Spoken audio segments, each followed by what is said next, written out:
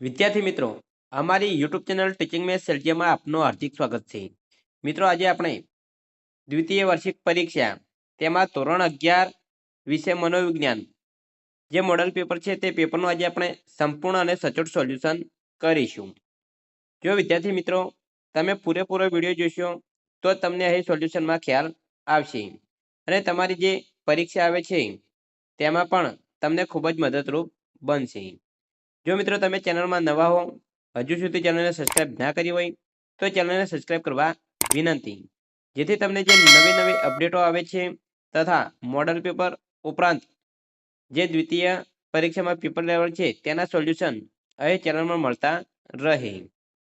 મિત્રો, હવે વધુ સમય નહીં લેતા આપણે પેપરનું સોલ્યુશન કરીશું. તેમાં અહીં વિભાગ એ, જેમાં 10 ગુણમાં પ્રશ્નો પૂછાય છે.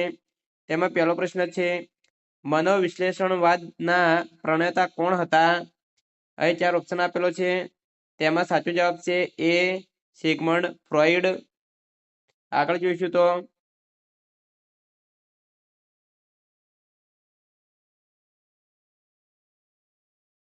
બે, કોઈ પ્રદેશમાં થયેલ પૂર પ્રકોપનું નિરીક્ષણ કરવા કઈ પદ્ધતિનો ઉપયોગ થાય છે?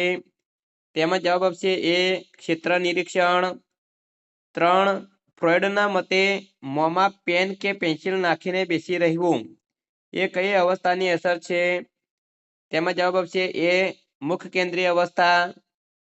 4, માનવીના જનીન તત્વોના સમૂહને શું કહે છે? તેમાં જવાબ આપશે એ, જીનોટાઇપ. 5, પ્રયત્ન અને ભૂલ ની પ્રક્રિયા કઈ બોધાત્મક પ્રક્રિયામાં જોવા મળે છે? તેમાં જવાબ આપશે ડી, વિચારણા. 6, સ્મૃતિનો પ્રથમ તબક્કો કયો છે?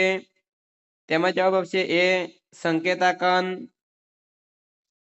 આગળ જોઈશું તો 7, વકીલ કે મોભાદાર વ્યક્તિને વિનંતી કે સૂચન કરી શકાય, આદેશ આપી શકાય નહીં.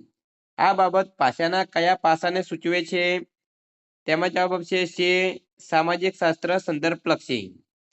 8, પ્રત્યયનના પ્રતિમાનમાં કેટલા તબક્કા ગણાવ્યા છે?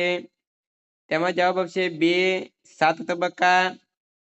9, વાણીના લઘુત્તમ એકમને શું કહે છે? તેમાં જવાબ આપશે એ, ધ્વનિ એકમ. 10, હર્મન રોસર્ક ક્યાંના વતની હતા? તેમાં જવાબ આવશે ડી, સ્વિટ્ઝરલેન્ડ. અહીં મિત્રો વિભાગ એ પૂરો થાય છે. આગળ આપણે વિભાગ બી જોઈશું. તો વિભાગ બી માં કેવા પ્રશ્નો પૂછાયા છે તે અહીં આપેલું છે કે 11, આંતરનિરીક્ષણ પદ્ધતિ એટલે શું? તો મિત્રો અહીં ચેપ્ટર નંબર જે 2 આપેલું છે તેમાં આ પ્રશ્ન આપેલો છે. તમારે અહીં જે મોસ્ટ આઈએમપી પ્રશ્નો કહી શકાય તેવા અહીં આપેલા છે. તમારે કયા ચેપ્ટરમાં આપેલા છે તેના નામ દર્શાવેલા છે તે તમારે એ ચેપ્ટરમાંથી તૈયાર કરવાના રહેશે. 12, વિકાસને અસર કરતા પરિબળો જણાવો. તો વિકાસને 2 પરિબળો અસર કરે છે, એક વારસો અને બીજું પર્યાવરણ. 13, મગજનું કયું કેન્દ્ર રિલે સ્ટેશનનું કાર્ય કરે છે? તો જવાબ આવશે થેલેમસ. 14, અધિક શિક્ષણ એટલે શું? તો આ પ્રશ્ન ચેપ્ટર નંબર 6 માંથી પૂછાયેલો છે. 15, ભાષા એટલે શું? આ પ્રશ્ન ચેપ્ટર નંબર 9 માંથી ચેપ્ટર નંબર 7 માંથી પૂછાયેલો છે. આગળ આપણે જોઈશું તો વિભાગ છે, જેમાં પ્રત્યેક પ્રશ્ન 2-2 ગુણમાં પૂછાય છે. 16મો પ્રશ્ન છે, મનોવિજ્ઞાનનો શબ્દાર્થ સમજાવો. ચેપ્ટર નંબર 1 તેમાંથી આ પ્રશ્ન પૂછાયો છે. 17, નિરીક્ષણ પદ્ધતિના વિવિધ પ્રકારો જણાવો. આ પ્રશ્ન ચેપ્ટર નંબર 2 માંથી પૂછાયેલો છે. 18, વારસો એટલે શું? આ પ્રશ્ન ચેપ્ટર નંબર 3 માં પૂછાયેલો છે. 19, અનુકંપી તંત્ર ક્યારે ઉપયોગી બને છે? આ પ્રશ્ન ચેપ્ટર નંબર 4 માંથી પૂછાયો છે. 20, અલ્ગોરિધમ કોને કહેવાય? આ પ્રશ્ન ચેપ્ટર નંબર 5 માંથી પૂછાયો છે. 21, મનન વિરુદ્ધ પુનઃ વાંચન પદ્ધતિની સમજૂતી આપો. આ પ્રશ્ન ચેપ્ટર નંબર 6 માંથી પૂછાયો છે. 22, અસાપ્તાહિક પ્રત્યાયન કોને કહેવાય? આ પ્રશ્ન ચેપ્ટર નંબર 7 માંથી પૂછાયો છે. અને 23, આદર્શ સ્વ એટલે શું? આ પ્રશ્ન ચેપ્ટર નંબર 8 માંથી પૂછાયેલો છે. તો મિત્રો અહીં 2-2 ગુણના પ્રશ્નો જે અહીં મોસ્ટ આઈએમપી કહી શકાય તેવા પ્રશ્નો આપણે જોઈ લીધા. આગળ આપણે વિભાગ ડી જોઈશું. તેમાં દરેક પ્રશ્ન 3-3 ગુણમાં પૂછાય છે. 24મો પ્રશ્ન છે, પ્રયોગના લક્ષણો સમજાવો. આ પ્રશ્ન ચેપ્ટર નંબર 2 માંથી પૂછાયો છે. 25 નીચે આપેલ રંગસૂત્રની આકૃતિ પરથી માગ્યા મુજબ જવાબ આપો. આ જે પ્રશ્ન છે ચેપ્ટર નંબર 4 નો પ્રશ્ન છે. તેમાં જે પ્રશ્ન પૂછાય છે તેના જવાબ તમારે આપવાના છે. તો તેમાં અહીં ઉપરોક્ત આકૃતિ ઉપરથી બાળકને જાતિ નક્કી કરવા માટેનું કોનું રંગસૂત્ર નિર્ણાયક બને છે? તો જવાબ આવશે પુરુષનું રંગસૂત્ર.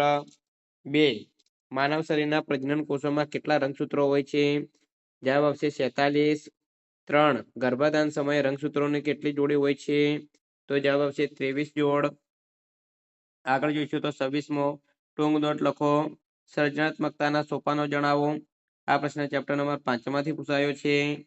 27 વિચારણાના લક્ષણો વર્ણવો. આ પ્રશ્ન ચેપ્ટર નંબર 5 માંથી પૂછાયો છે. 28 PQRST પદ્ધતિ સમજાવો. આ પ્રશ્ન ચેપ્ટર નંબર 6 માંથી પૂછાયો છે. 29 વાણીમાં થતી ભૂલો સમજાવો. આ પ્રશ્ન ચેપ્ટર નંબર 7 માંથી પૂછાયો છે. 30 બોલવાની ક્રિયામાં કયા કયા કૌશલ્યોનો સમાવેશ થાય છે? આ પ્રશ્ન ચેપ્ટર નંબર 7 માંથી પૂછાયો છે. 31 સ્વના પ્રકારો સમજાવો. આ પ્રશ્ન ચેપ્ટર નંબર જે 8 આપેલો છે તેમાંથી પૂછાયો છે.